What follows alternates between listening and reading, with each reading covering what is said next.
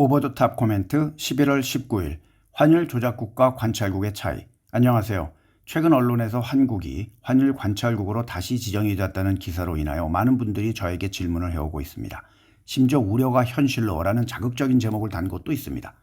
아무래도 트럼프가 당선이 된 이후에 원화도 최근에 많이 약세가 되고 있는 상황에서 또 수많은 한국의 투자가들이 미국 주식에 투자를 하고 있기에 달러의 흐름에 대해서 더욱더 관심을 갖는 것은 이해할 수 있습니다만 너무 걱정을 할 이유는 없습니다. 오늘은 환율 조작국과 환율 관찰국의 차이는 무엇이며 조작국이 되면 어떠한 불이익을 받는지에 대한 이야기를 하겠습니다. 먼저 환율 조작국이란 미국의 무역 상대국이 환율을 인위적으로 조작해서 부당한 이익을 얻는다고 판단될 때 미국의 재무부가 지정합니다. 주요 기준은 대미 무역 흑자가 연간 200억 달러, 27조 8,200억 원 정도를 초과해야 되며 경상수지 흑자가 GDP의 2%를 초과해야 되며 외환시장 개입, 즉 환율 조작의 규모가 GDP의 2%를 초과하는 경우에 조작국이라고 지정합니다. 이 세 가지 모두가 해당이 됐을 때 지정이 됩니다.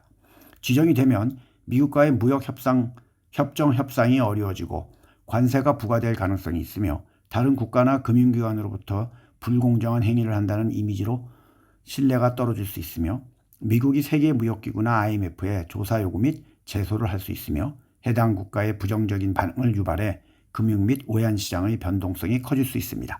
실제로 2019년 미국이 중국을 환율 조작국으로 지정했을 때 위안화가 급락했고 미국과 세계 증시의 변동성이 증가했으며 대미 수출의 감소 및 중국 정부가 개입을 했습니다.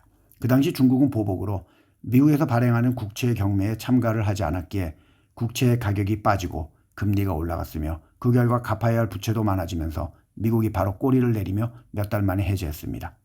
과거 일본, 대만, 중국, 베트남이 환율 조작국으로 지정이 된 적이 있습니다.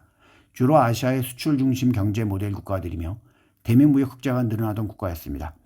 한국은 관찰국에는 포함이 되었지만 조작국으로는 지정이 된 적은 없습니다. 반면 환율 관찰국이라는 것은 지속적으로 주의가 필요한 국가로서 위의 세 가지 기준 중 두 가지 정도만 해당이 되어도 괜찮습니다. 2024년 현재 환율 조작국으로 지정된 나라는 없습니다. 미국의 재무부는 매년 4월과 10월에 환율 보고서를 통해 관련 국가를 지정합니다. 최근 보고서에는 한국, 중국, 일본, 독일, 베트남, 싱가포르, 대만이 관찰국 명단에 포함되어 있습니다. 한국은 대미무역 흑자와 경상수지 흑자에서 해당이 되지만 외환시장 개입 기준을 충족하지 않기 때문에 관찰국에 머물러 있습니다.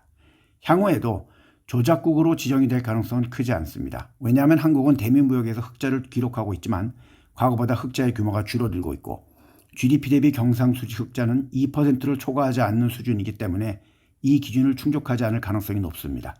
한국은 또 외환시장 개입 규모가 공개되어 있으며 GDP의 2% 미만으로 제한되어 있습니다.